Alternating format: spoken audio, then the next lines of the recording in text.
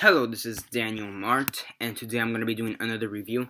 This time around, I'm going to be doing a review for 13 Hours, The Secret Soldiers of Benghazi. So yeah, yeah. And this movie stars John Krasinski, James Badge Dale, Pablo Schreiber, David Denham, Dominic Famusa, Max Martini, Alexia Barlier, David Cosbelli, Payman Modi, Matt Lechner, Toby Stephens, Demetrius Gross, David Gutielli, Mike Moriarty, and David Furr. So yeah, before I begin though, 10 seconds spoiler warning as usual. For those who have yet to actually watch the movie and haven't already, stop the video, go check it out, and then come back and watch the rest of this review. 10 second spoiler warning as usual, starting now.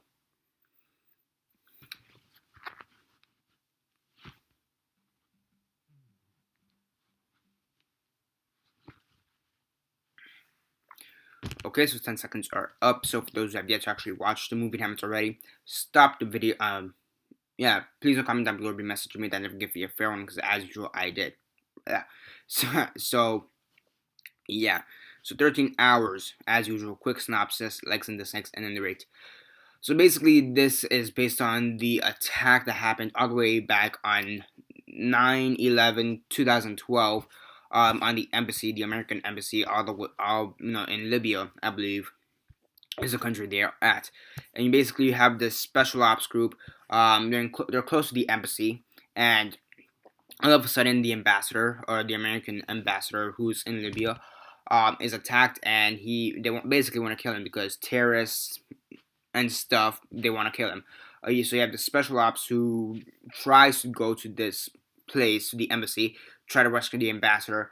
The ambassador is lost, but now they have to defend their own turf, their kind of base against all these terrorists. And yeah, it sounds pretty good action movie. Then you hear it's directed by Michael Bay, and then you're like, shit. Surprisingly, this was actually a pretty good movie by Michael Bay. I've seen Michael Bay movies, okay? I've seen his track record, okay? And when you actually see some of the movies he's directed, they're actually pretty hit and miss when you think about it. When you see like Michael Bay's filmography, and like the movies he's directed, they're actually pretty hit and miss. Let's just go over the movies he's directed. First off, you start off with Bad Boys, pretty good movie. The Rock, pretty good movie. Armageddon, pretty good movie. Pearl Harbor, mixed reviews. You know that one could go either way. Bad Boys 2, again, that one could go either way. The Island, pretty good movie. Transformers, the first one is actually pretty good. Then you get Revenge of the Fallen, that was shit. Dark of the Moon, that was shit. Pain and Gain, that one's mixed. And then Age of Extinction, that is shit. Okay, and then I mean, he's more. I actually didn't realize this, but he's actually more of a hit and miss director, producer. Even if you go with producer, I mean, the Ninja Turtles movies, they're mixed. He was a producer in Project Almanac, and that was actually pretty good. But he was the producer in Luigi, that sucked. Purge Anarchy, that was actually I heard it was pretty good. Both of them, the Purge and Purge Anarchy, I heard both of them were pretty good. And he's even the producer on Black Sails, which I heard is actually a pretty good show. I think I watched the first episode. Fuck that, I think I watched the first episode to begin with. So yeah, that was pretty good. So he's actually a pretty hit and miss director, producer. So yeah, I just feel like his bad stuff, his negatives overshadow his positives. Okay, and you do get some cliches that we are used to in Michael Bay's.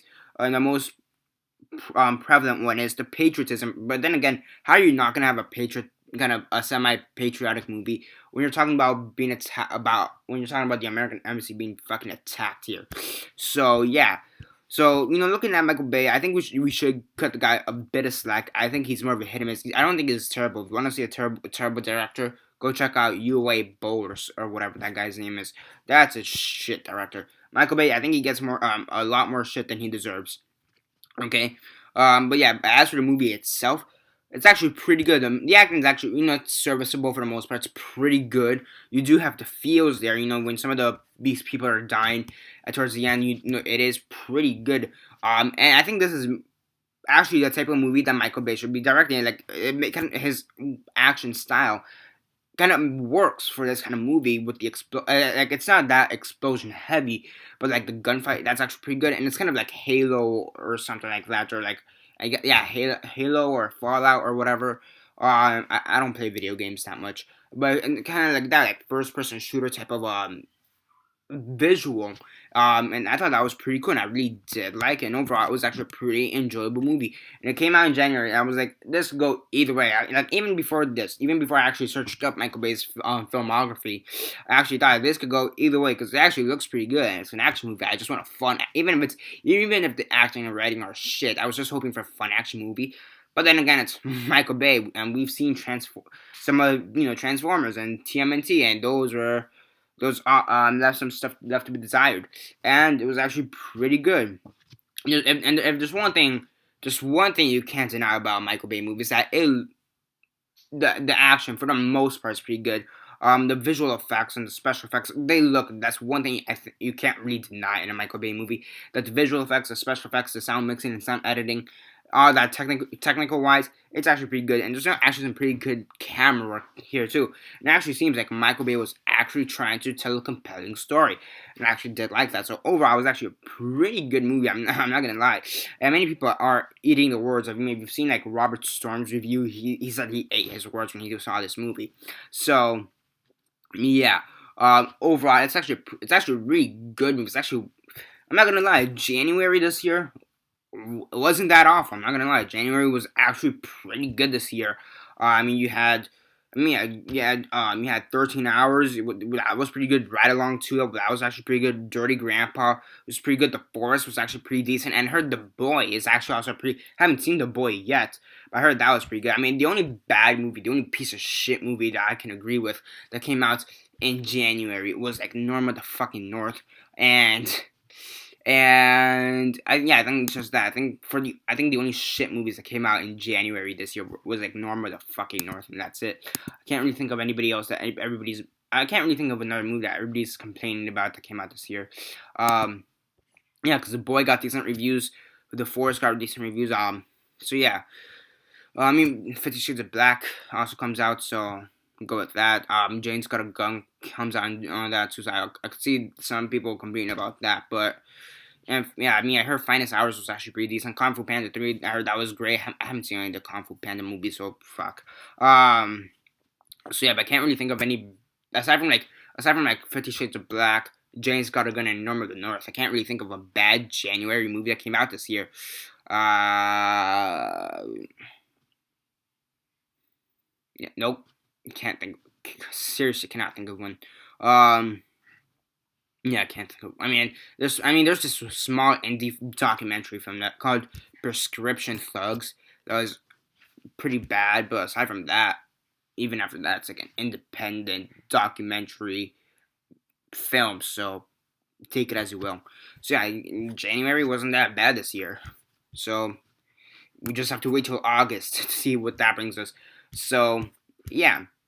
I mean, after that, I think August is gonna be pretty good because doesn't Doctor Strange or something come out in August? August.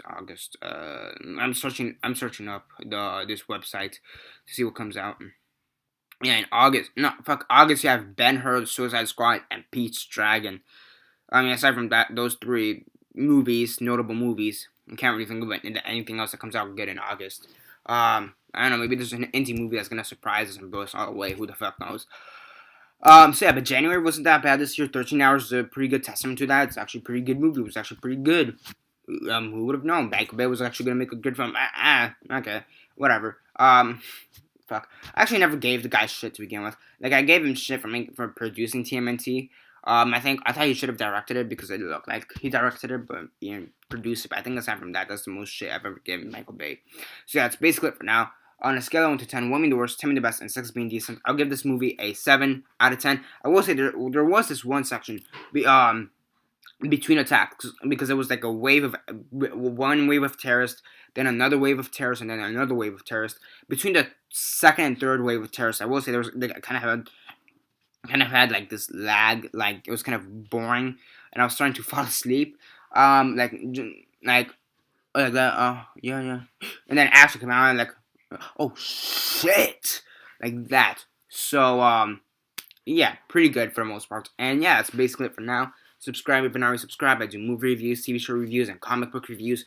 Comment down below on your thoughts on the movie. Have you seen it? And if not, why not? And if you have, what are your thoughts on it? Comment all that down below. Let me know. Like the video, share Facebook, Twitter, MySpace, or whatever you guys prefer. And that's basically it for now. This is Daniel Mart signing off.